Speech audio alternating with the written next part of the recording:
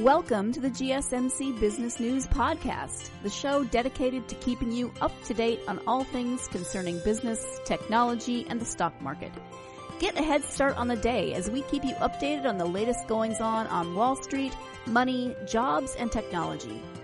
If you're looking for a podcast to keep you informed and ahead of the game in business, the GSMC Business News Podcast has you covered.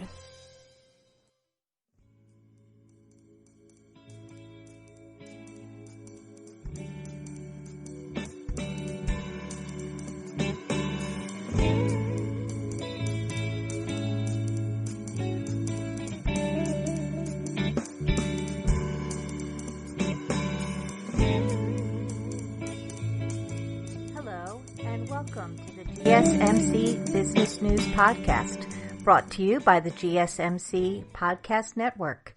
I'm your host, Paula DuPont, and in today's show, we're going to talk about the latest on the unemployment situation throughout the country, some slight signs that maybe it's getting a little better, although the bigger picture is it's not great. We're going to talk about pandemic relief, the latest updates on that. How millennials have been impacted by job loss, new jobs, who's hiring, SpaceX launch that's coming up. We're going to talk about the return of sports and also the return of theme parks. So hopefully it's kind of a little bit of bad news and some neutral to positive news. We're going to get to all of that in just a moment. So here we are about 10 weeks into this lockdown because of the coronavirus, and you'd hope that by now some things would start looking better, especially since some states have been opening up and allowing businesses to return to some kind of operation in some way, shape, or form. That's not every state. It's not every part of every state. But it has been happening more in the last couple of weeks than obviously back in March and April. Unfortunately, a couple really grim milestones were hit this week.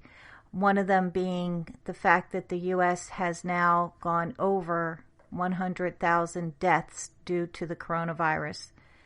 This is a pretty bleak number. It puts the United States at the top, number one for deaths because of coronavirus.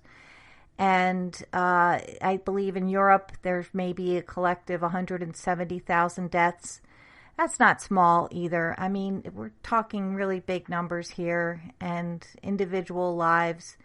And it may not seem to fit the category of business news, but how can you ignore that? How can you ignore the very reason that we're in such a grave situation as we are is the real toll that it's taking on lives. And unfortunately, with that number, we're still trying to keep that the rate of growth of new cases and deaths down so that we can eventually get back to something that resembles more like normal, but we're not there yet. Still, businesses are opening in limited degrees, and others are preparing to open and yet aren't ready. And unfortunately, that means that we continue to see the unemployment number increase. Just this past week, when the new statistic came out on Thursday, 2.1 million Americans signed up for unemployment in this past period. That is down a little bit from the number that has been filing every week since the beginning of the shutdown in March. However, it still brings the total number of unemployed to 41 million people in the United States. And this is, again, since mid-March period. Now, there were some encouraging signs, I guess you could say, The overall number of Americans currently getting unemployment dropped for the first time since this crisis began. So it went from 25 million to 21 million, suggesting that some people have returned to work. And that's, of course, a good sign.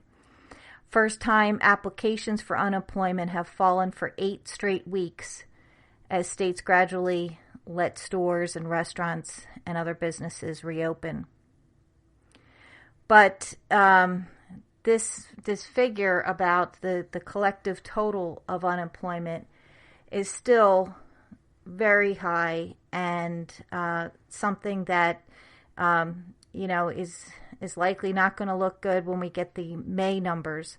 The U.S. unemployment rate for April was 14.7% across the country. Some states, it's actually higher. But it's expected that we might see that number rise to 20% for the month of May. There are some experts who think that. Now, to put this in perspective, just that 15% number for April is a level that has not been seen since the Great Depression. So that gives you an idea where we are. And I know this is not cheerful news. As I said, I think, a positive sign in this is the fact that some people have come off of unemployment and have returned to work. So that is, something that we can hold on to and hope that is a continuing trend. And of course, next week we'll hear what the May results were. And hopefully, like all other predictions about recovering from this economic downturn and this pandemic, we will see that the second half of the year, hopefully beginning in June, will start to recover at a quicker rate.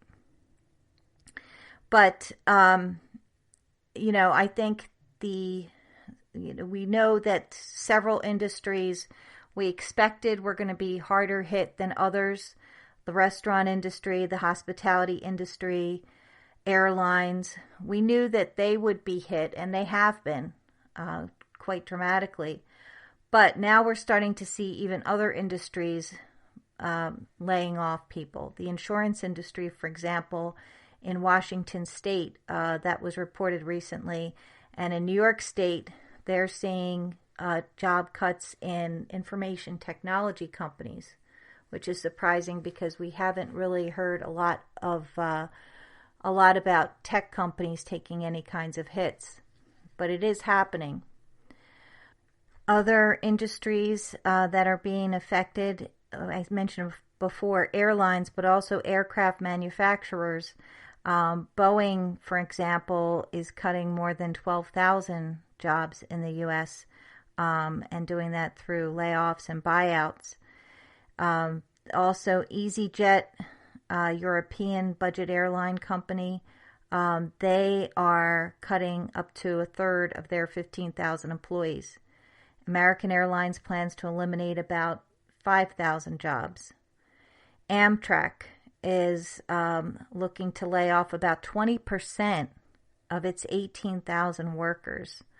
And that's largely due to the diminishing ridership during this time.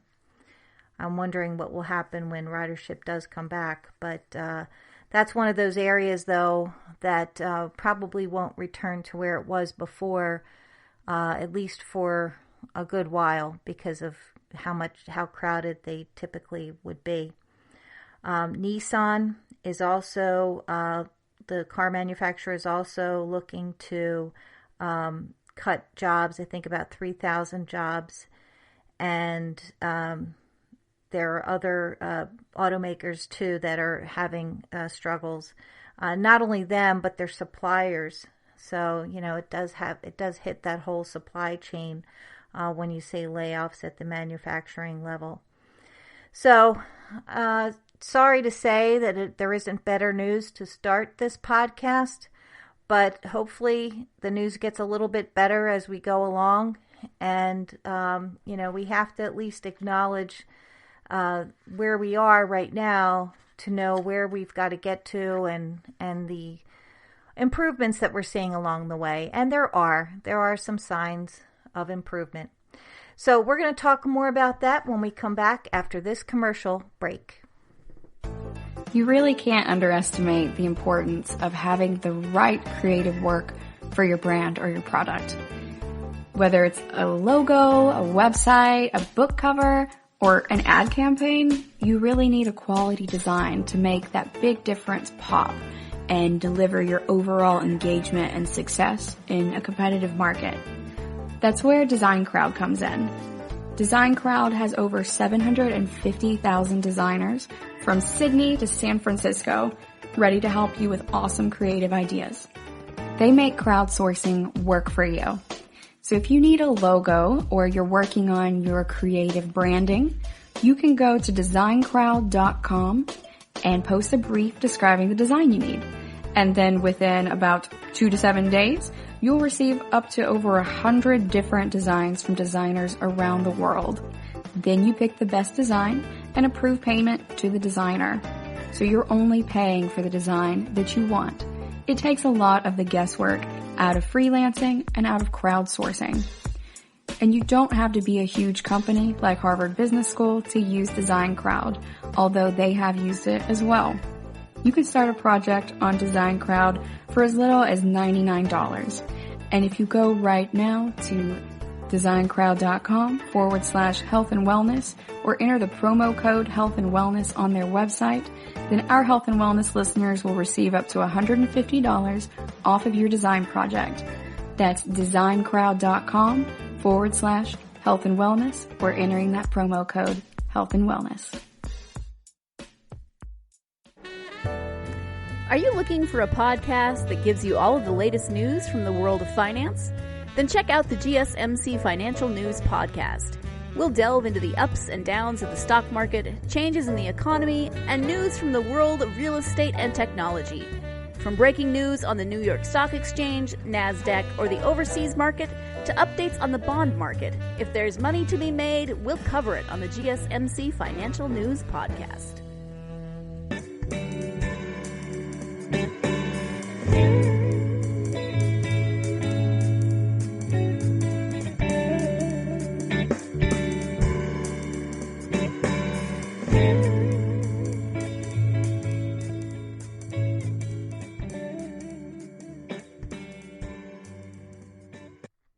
Hi, I'm back.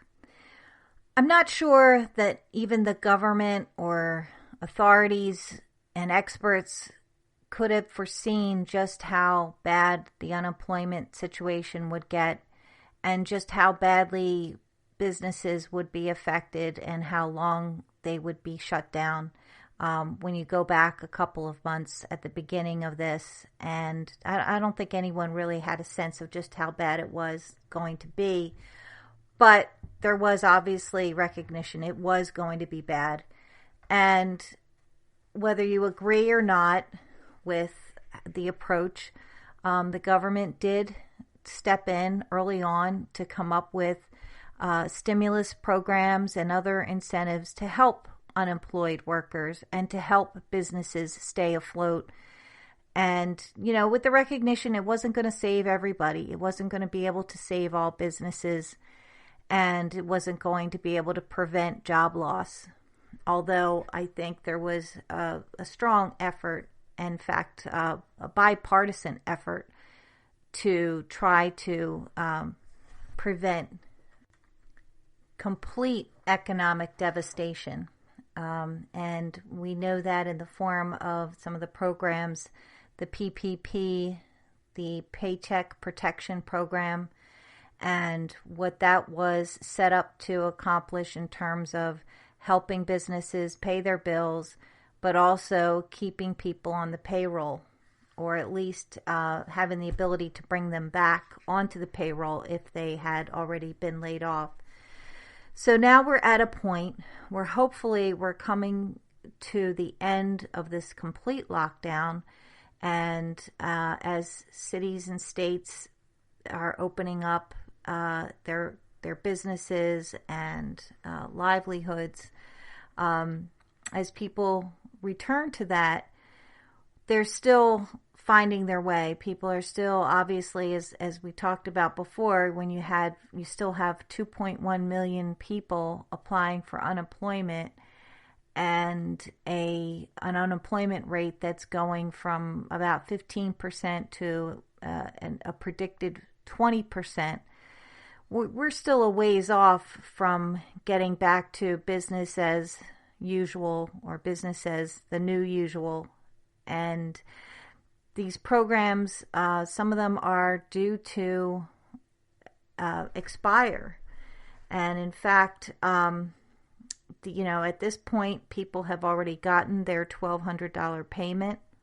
That has gone out even to those that were getting it by regular mail instead of direct deposited. That has all gone out. And the $600 a week in extra unemployment benefits that the federal government had allowed, that's scheduled to end at the end of July. So still a little more time with that. But that of course, too, depends on the unemployment benefits in general in each state and how many people are still taking advantage of that. So with these different programs set to expire, there have been some efforts made in Congress and discussions and pleas by other experts and authorities. The Federal Reserve Chair, Jerome Powell, has also said we might need to provide more help to get people through this. So there's some attention being paid to that and how we're going to continue to help people during this time. But there's still not quite the same commitment on both sides of the aisle to that, or at least the way that they're looking at it is a little different. On one hand, you have some that think that the government should wait a little bit longer and see what the results are as businesses begin to open up and call their workers back and see how that goes before putting out a lot more money to help workers. And the idea behind that being that if there's further incentives through unemployment and the federal subsidy that goes on top of that, that may end up paying people more than what their job would pay. And they may be reluctant to go back and just continue to collect unemployment until they have to go out. Now, of course, that's a big risk for anyone to take, because whether or not your same job is going to be there when you do finish your unemployment benefit. But that is some of the thinking, at least behind holding back on providing further incentive packages. Nonetheless, Congress had put together a $3 billion package that it had passed this past month in May, but it has not yet been approved by the Senate, and there's some, it's not clear whether or not the president will sign it, the order or the bill. So that remains to be seen. At the same time now, the House just this week actually, also had approved legislation that would relax the terms of the federal loan program to small businesses. The way the PPP was set up was that small businesses who took advantage of the program and got a loan would need to use it and spend it down within 8 weeks, which would be roughly coming up on this week, depending on when they got it. And for some, they need more time to use the money because perhaps they weren't able to open up sooner.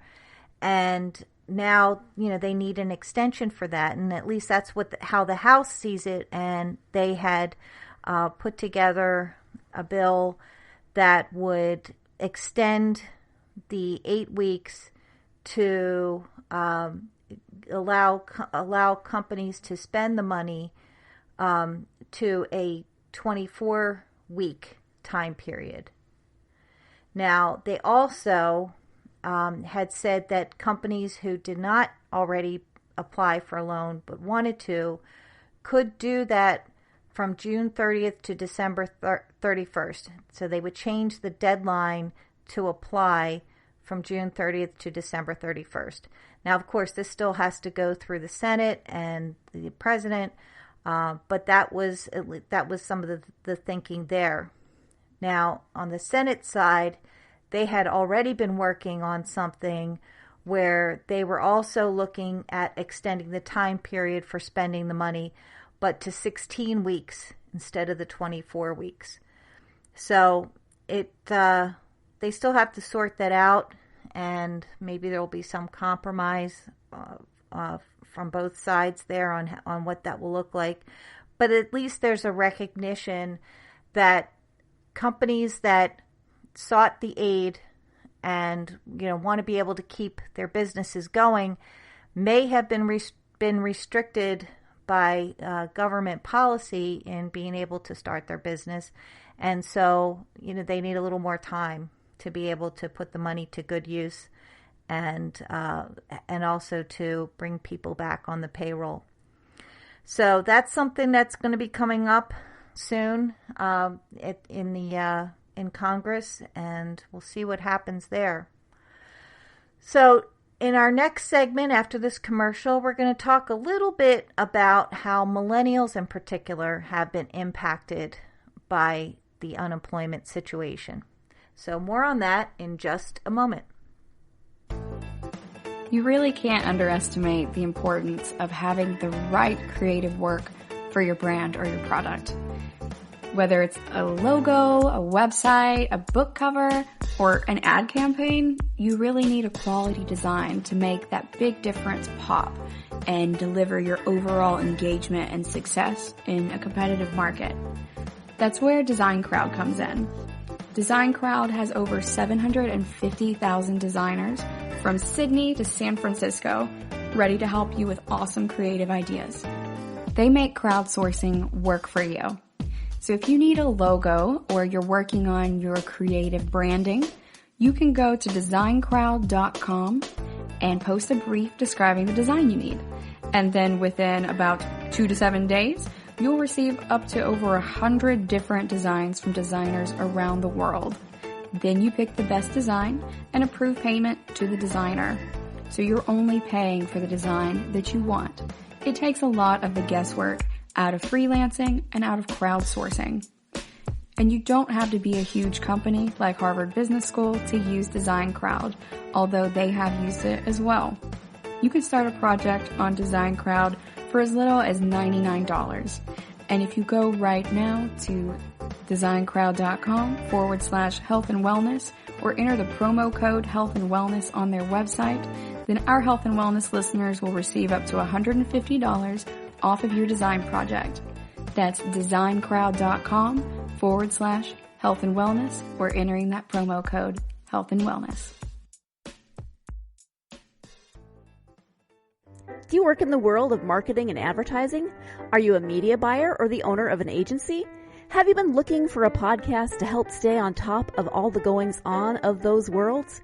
The GSMC Marketing News Podcast is dedicated to keeping you up to date on all things concerning marketing and advertising. Get the latest marketing news, from what major businesses have planned for the coming year, to the newest trends in advertising, from podcasts, digital and streaming, to the old standbys of radio, television, and billboards. The GSMC Marketing News Podcast has you covered, whether you're a marketing agent or a business trying to expand your brand.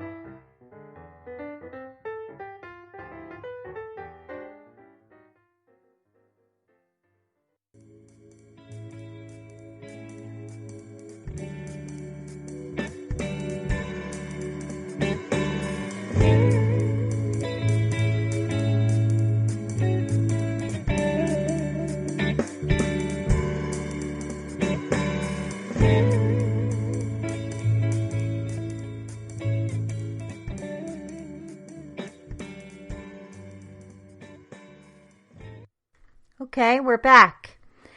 I don't often like to look at demographics and generational categories when I'm looking at news. I mean, you see them. You see how different ones are impacted in different scenarios. But in this case, I saw an item about how millennials in particular are being affected by the pandemic and the economic downturn. And I guess it hit a note for me because I do know several who fit this description and are being impacted in a certain way. And I'm not sure, and what I read doesn't really explain why that is the case. It could be that they are one of the biggest segments of the workforce right now.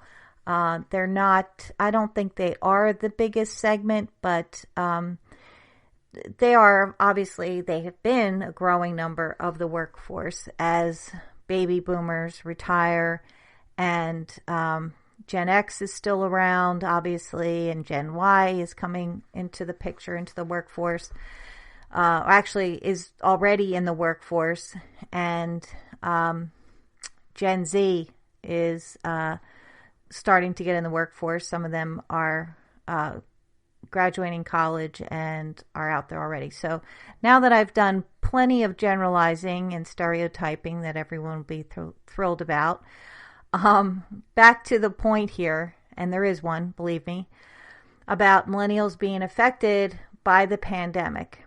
And this article that I read said that a lot of millennials have already been hit pretty hard by the 2008 recession.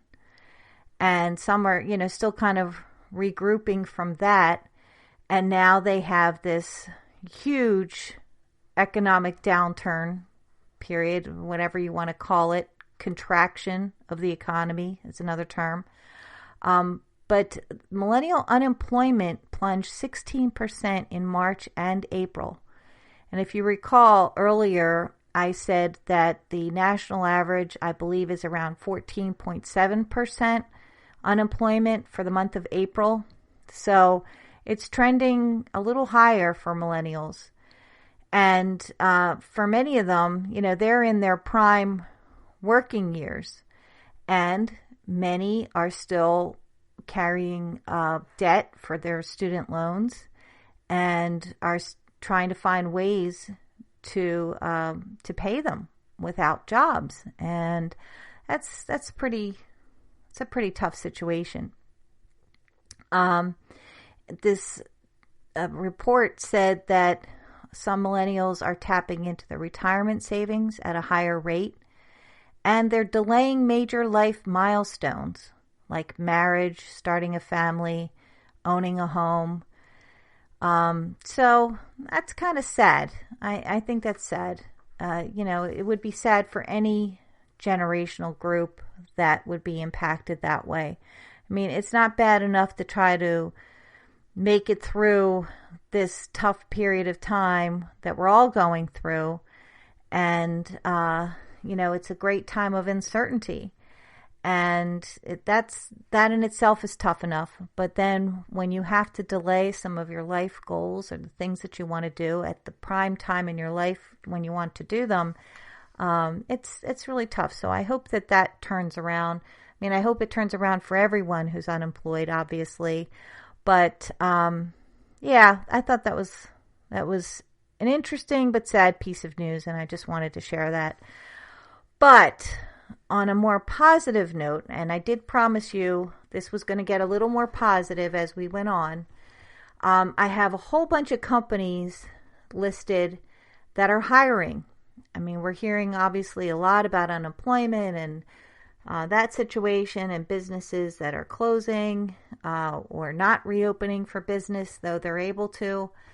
Well, here's a whole list of companies that are hiring, and are hiring in the thousands, not just dozens. So I'm just going to mention some or all of these depending on how much time we have. But I would encourage you, if you're looking for work, to check these out. So Amazon is looking to hire 175,000 new workers. Albertsons, which is the grocery store chain, they're looking to hire 50,000 people. CVS Health, they want to hire 50,000 people. And they've been saying that since the beginning of this pandemic. Their business has really grown. Obviously, they've been open for business since the beginning, and they need that many more people to help out in their stores. Walmart is hiring 50,000 workers. Dollar General also hiring 50,000 workers. FedEx is looking to hire 35,000 workers. Allied Universal, 30,000 workers. Taco Bell, there you go. Taco Bell is hiring 30,000 people to work at their restaurants. So you don't even have to say, do you want fries with that? I think that's a bonus right there. Pizza Hut is hiring 30,000 people. Ace Hardware, 30,000. Lowe's, 30,000. Dollar Tree, which is the parent company of Family Dollar, is hiring 25,000 people. Walgreens is hiring 25,000 people. And yes, there's more. Home Depot, Instawork, Papa John, hiring 20,000 people. 7-Eleven, also 20,000 people. Kroger, another grocery store chain, 20,000 people. AutoZone, Citi is hiring 15,000. And there are more. So, I think that you can't get more encouraging than that. Now, a lot of these positions might not be professional or office jobs. Some of these may be working in a store or retail environment, or working in a warehouse or fulfillment center. But that's not all of them. I know, several of those on the list. I've seen other positions that they're hiring for. And the professional or office type jobs may not be in the tens of thousands, but they are still there. So it's worth checking out. You could do that by going to one of these companies, Indeed, or even LinkedIn. There's a number of them, Career Builder, and you could probably see the jobs listed there. So there we go. We're starting on a more positive trend. And at this point, we're going to take another commercial break. And when we come back, we're going to go completely off the map and talk about SpaceX and about its imminent launch. Hear this out. There's a podcast network that covers just about everything that you've been searching. Hey! The Golden State Media Concepts Podcast Network is here. Nothing less than a podcast bliss with endless hours of podcast coverage. From news, sports, music, fashion, cooking, entertainment, fantasy, football, and so much more. So stop lurking around and go straight out to the Golden State Media Concepts Podcast Network. Guaranteed to fill that podcast itch. Whatever it may be. Visit us at www.gsmcpodcast.com. Follow us on Facebook and Twitter, and download us on iTunes, SoundCloud, and Google Play.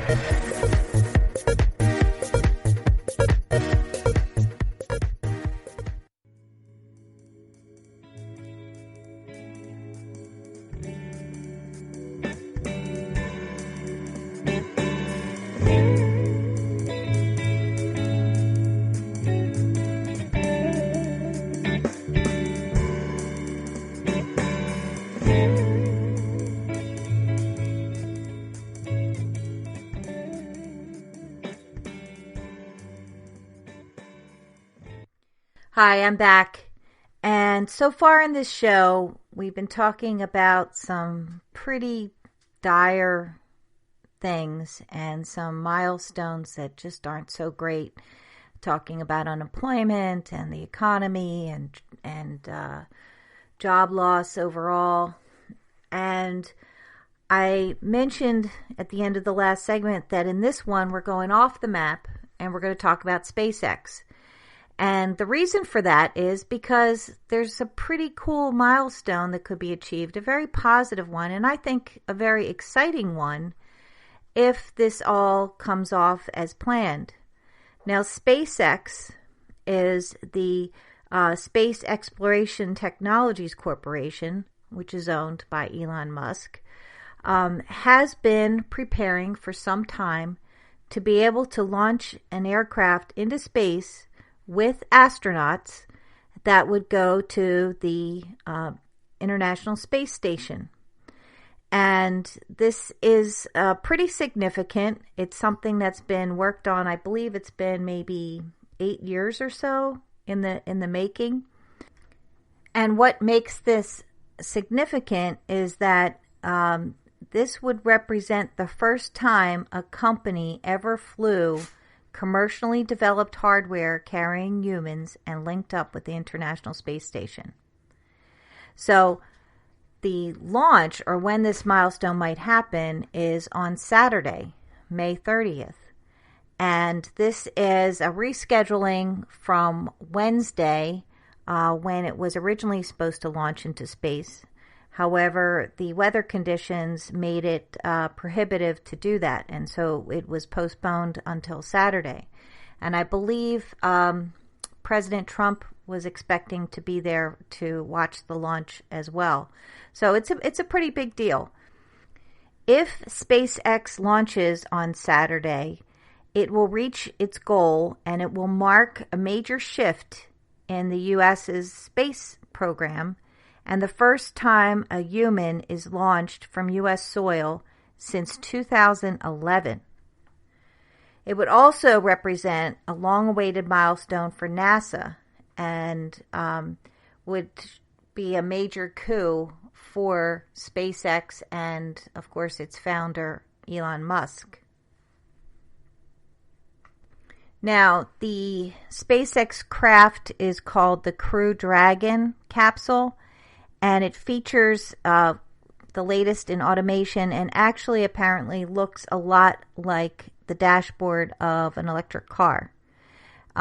This Crew Dragon has had setbacks in the past, dealing with oxygen generators, malfunctioning equipment, and problematic parachutes. If the capsule does take off, it will stay in orbit to the laboratory for around 2 months. So the program, as I said, has been something that's been in the works for quite a while, and it had suffered some setbacks over the years in being able to make this happen. It was about 4 years, I think, of delays in terms of being able to launch. For NASA, if all goes well with the SpaceX launch and the capsule returns to splash down in the Atlantic, NASA hopes to approve the SpaceX system as a way to provide space taxis that would ferry crews to and from orbit. For NASA, this has represented about 8 years of efforts to shift its approach to transporting humans beyond the atmosphere.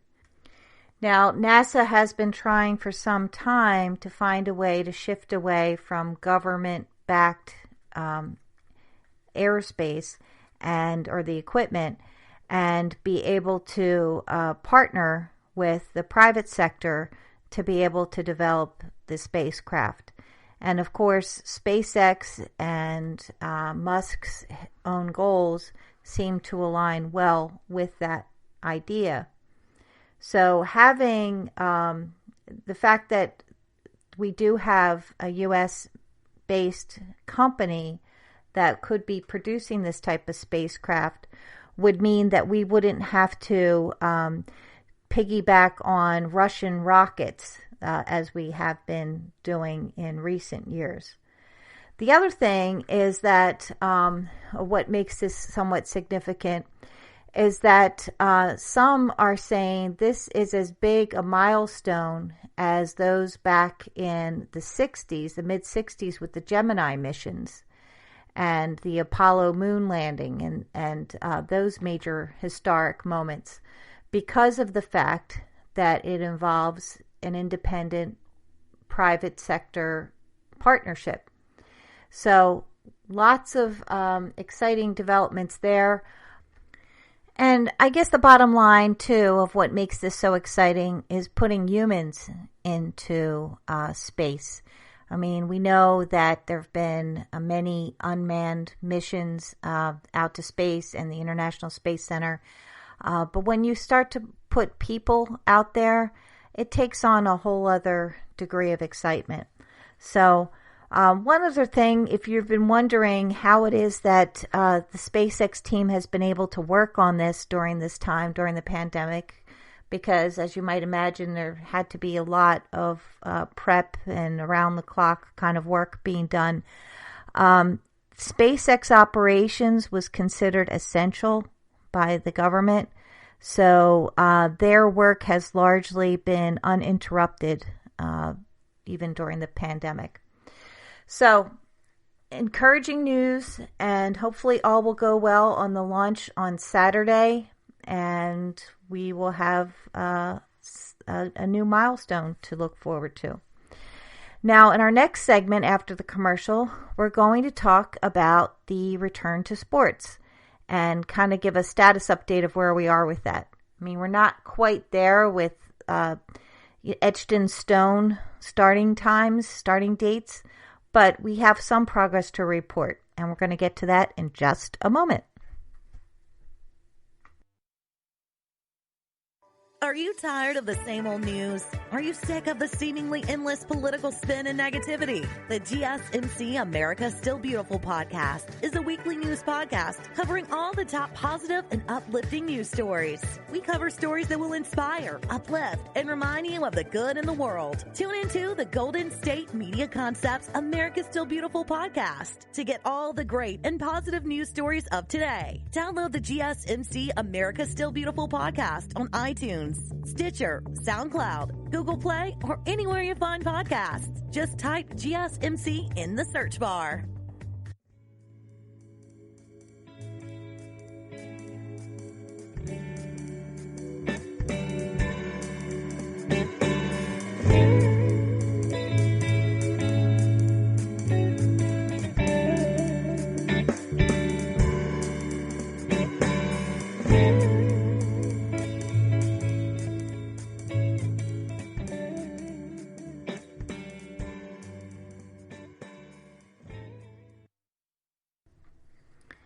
Let's face it, what helps us to feel a little more normal and not as stressed out but sports?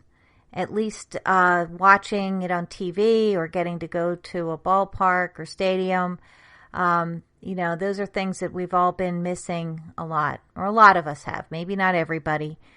And we've had to be a little less selective these days to find sports to watch, just because there really isn't anything. So NASCAR had a race recently, and that was highly viewed.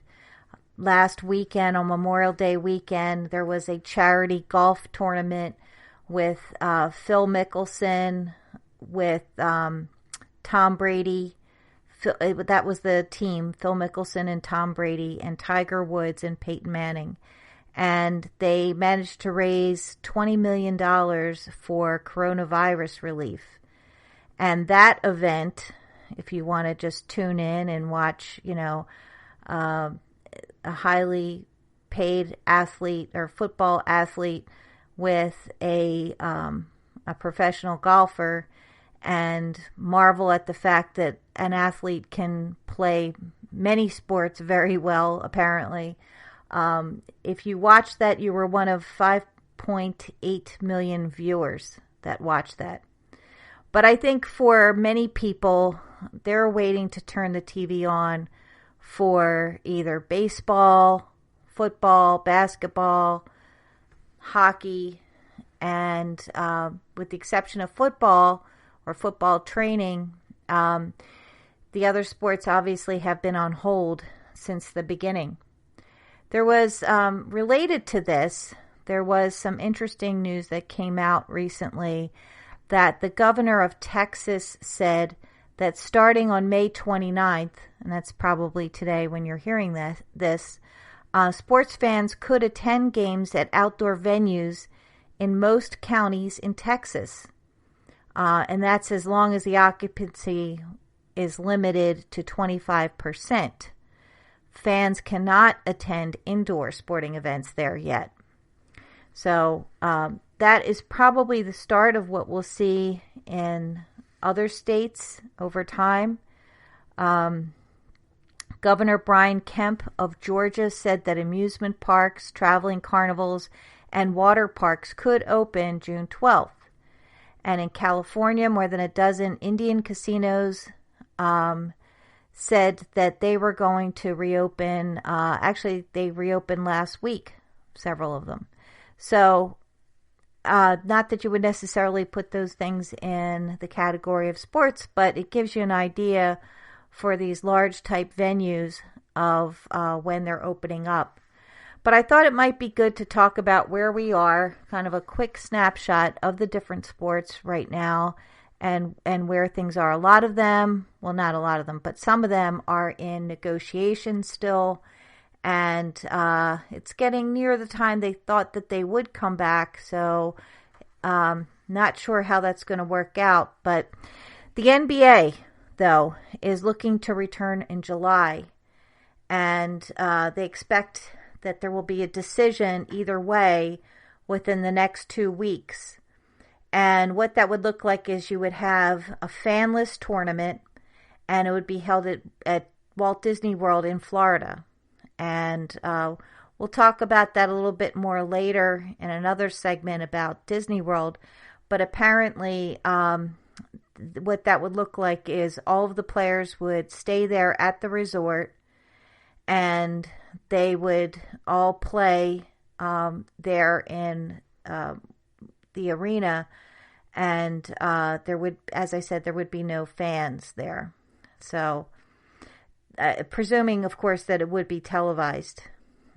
Major League Baseball. Now, there's the area where there's a rub right now, a big dispute between the Players Association and the owners. There is a proposed 82-game schedule that would begin in July. The problem is the sticking point seems to be around salary reduction. And also, I believe I heard in the most recent discussion about those negotiations, players would like to be able to have 100-plus game season instead of 82 game. And they are not real willing to take other salary cuts. Many of them have already because of being out of field, not working. They've already been asked to take pay cuts, but I believe in the current negotiations it would be more pay cuts. So the NFL, they have a start date of September 10th. But there have not been any major changes announced. The idea, though, now is how players are training. And for some teams, they've been doing virtual workouts where players have been doing it on their own. And then there have been discussions in different states as to when they might collectively decide when they will start to train. And I believe the idea is that it has to be uniform across the country when teams are able to start to train together. The NHL will come back for a 24-team tournament-style playoff no later than July 1st. So that sounds like that might be the most imminent sport to return. And they will have a champion crowned in the fall. Teams will begin voluntary practices in June. And of course, as many know, golf courses have already been open around most of the country, and the PGA Tour is going to return on June 11th.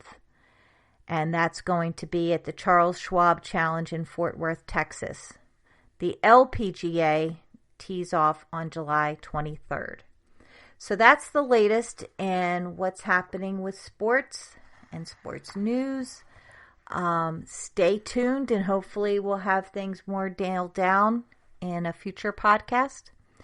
But for now, we're going to take a quick break. And when we return in our last segment, we're going to talk about Disney, where the NBA may be playing, but also the fact that it will reopen for business very soon, along with several other theme parks.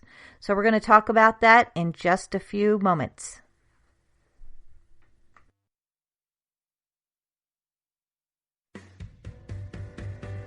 The Golden State Media Concepts Travel Podcast, the show that gives you advice on everything travel. We explore places you've always wanted to go, as well as giving tips for traveling in those places. We'll give you advice on the best sites for travel tips, information, and discounts. Join us as we travel the world, explore cultures, and meet new people. The Golden State Media Concepts Travel Podcast has got you covered. Download the GSMC Travel Podcast on iTunes, Stitcher, SoundCloud, Google Play, or anywhere you find podcasts. Just type GSMC in the search bar.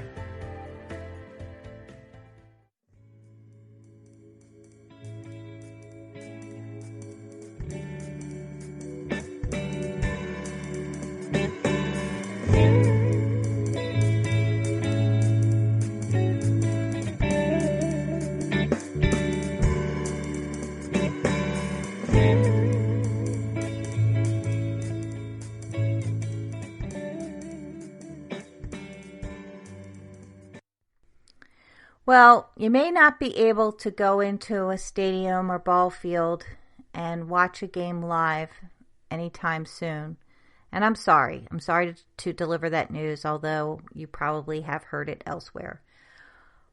The good news is you can go to a theme park very soon this summer. I mean, obviously, that's the only way you're going to be able to enjoy a theme park is by going there in person. If you're lucky enough to get in, considering that they will all probably have limited capacity. They won't be the crowded places that they've always been. So I wanted to give an update on what that looks like and what that's going to mean for us. So Walt Disney World in Florida is expecting to open on a limited basis on July 11th. They will have safety protocols in place that will mean limiting the number of visitors, making face masks mandatory, deploying roaming squads to enforce social distancing, and not allowing people to get up close and personal with Mickey Mouse and some of the other characters. I really like the idea of the roaming squad to enforce social distancing. Although in a Disney environment, I can't see these squads as being real threatening, but perhaps they will be, or maybe they'll have a kind way of reminding people that they're not socially distancing. I guess it would have to be a kind way, because they're all about the hospitality. And anyway, I digress. Walt Disney World has been closed since March 15th, and it's thought that the fact that it's been closed, it's kind of, it gives us all kind of a collective feeling of, that our happy place is gone. And it's thought that by opening it up, that many of us, even if we don't get to be the ones to go and enjoy it, that at least something's a little better in the world balance. And, Disney World will be, along with SeaWorld, which also will be opening on July 11th. Disney has said that they would have strong language, along with their high-energy squads to remind people about compliance, about wearing their masks and practicing social distancing. They also said that they may establish quote-unquote relaxation zones where guests can take off their masks. Walt Disney World is 6 different parks, and I believe it's Magic Kingdom and Animal Kingdom, which are the most popular ones that will be opening on July 11th. So not all of them are opening at the same time. Epcot and Hollywood Studios will open on July 15th. It's only a few days later. Now, altogether, Walt Disney World's 6 parks have a combined annual attendance of 93 million, and that's during, of course, normal times. Now, they haven't said how many people that they would let in with the new restrictions. The number is likely to be less than half of the pre-outbreak capacity, is what's believed, at least at first. Major Disney parks can handle 80,000 people a day. So that gives you an idea of the total capacity. But of course, we don't know yet what their targets will be. Now, in China, the Shanghai Disneyland had reopened on May 11th. Remember, of course, they've been further along in their recovery phase than we have been. But their government had limited attendance to 1/3 of normal capacity. Seats would be left empty on rides like Pirates of the Caribbean to keep guests separate. And also there would be restaurant seating would be reduced by half. So again, to practice social distancing. Shops will have signage that says to remind people to limit the handling of the products. And so that's another one of their methods. Disney will have a new reservation system for park entry. So visitors won't be able to just walk up and buy a ticket. You'll have to make those reservations in advance. And all visitors will have their temperatures checked when they come into the park. Disney will start working with local unions to reopen at least some of its 18 Disney World hotels. About 50% of Disney World guests typically stay at a Disney-owned hotel. So it'll be interesting to see what they do about that and bringing people back to work at the resorts. They did not give reopening dates for their smaller parks in Florida, like Typhoon Lagoon. But, I think they've been focusing, obviously, on the larger ones. Disney Springs, which is an adjacent 120-acre shopping mall, they began to reopen on May 20th and had required masks of customers going in there. Now, the Disney theme parks in California, France, Japan, and Hong Kong remain closed, and there's no indication of when they will reopen. And you'll see as I talk about some of the other theme parks that their California locations are also not slated for reopening anytime soon, or at least it has not been reported when they would be reopening. By the way, Disney is one of the biggest drivers of the economy in Florida or in the Orlando area. They support about 41% of the city's workforce, according to Visit Orlando. And they are the largest single-site employer in the United States. I didn't know that. That's pretty big, with roughly 75,000 jobs. So that's what's happening with Disney. Now for Universal, their Orlando resort, they are expected to open all 3 of their theme parks, Universal Studios Florida, Universal's Islands of Adventure, and their water park, Universal's Volcano Bay, are expected to open June 5th.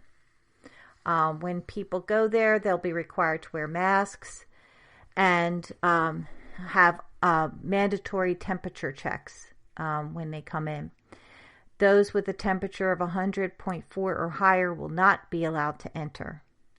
Social distancing will also be practiced, and people will have to stay 6 feet apart from anyone that's not in their party. And they're just speaking to some of the other properties, Universal Orlando's shopping and dining area, City Walk.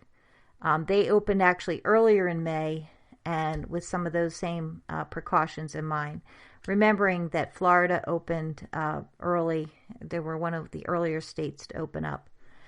As I mentioned, SeaWorld Orlando also is expecting to open up in that same time frame, and that includes SeaWorld, Aquatica, and Discovery Cove. And they're, as I said, they're going to be open June 11th. You will have to wear a face mask, have your temperature taken, and practice social distancing. I think it's pretty safe to say that's going to be the standard for all of the theme parks. The SeaWorld has let people know that they do plan to do extra cleaning, which I think will probably also be standard for a lot of the theme parks. Not cleaning, but the extra steps and the extra measures that it'll take with cleaning.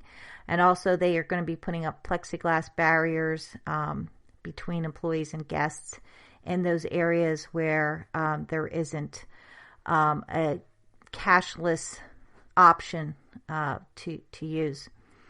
So the at SeaWorld, they will also have spaced out seating in restaurants, and they will limit animal interactions and lines. So that will hopefully take care of that. Now, again, like the Disney resorts and Universal, SeaWorld parks in San Diego, California, and San Antonio, Texas remain closed. Last, Legoland, Florida. They plan to reopen on June 1st, very soon. And they, too, are also implementing increased cleaning and disinfecting measures and requiring, of course, masks and temperature checks of customers coming into the gates. Anyone with a temperature of 100.4 or higher won't be allowed to enter. Legoland, California still has not indicated a reopening date. And I did say that was the last one, but actually Six Flags is another one. Six Flags Frontier City, which is in Oklahoma. They are planning to reopen on June 5th. And there again, guests are asked to refrain from visiting unless they have been healthy for at least 14 days. And guests and employees will be required to wear masks. Cleaning procedures, temperature checks, social distancing, all those things will be in place. The other Six Flag locations, such as the one in Maryland and Magic Mountain in California, again, remain closed. So, still need more information on that, but I think there's enough going on in Florida that if you're fortunate enough to be able to travel there and get your reservation to get in, you should be good. And it's something hopeful and maybe something fun to look forward to. So that does it for today's podcast. I want to thank you for joining the GSMC Business News Podcast on the GSMC Podcast Network. Please go to wherever it is that you get your podcasts and subscribe to this one. And also check us out on Twitter, Facebook, and Instagram, and be sure to leave us your comments and your thoughts about the podcast. Thanks again for joining me, and I look forward to talking to you again the next time. Bye-bye.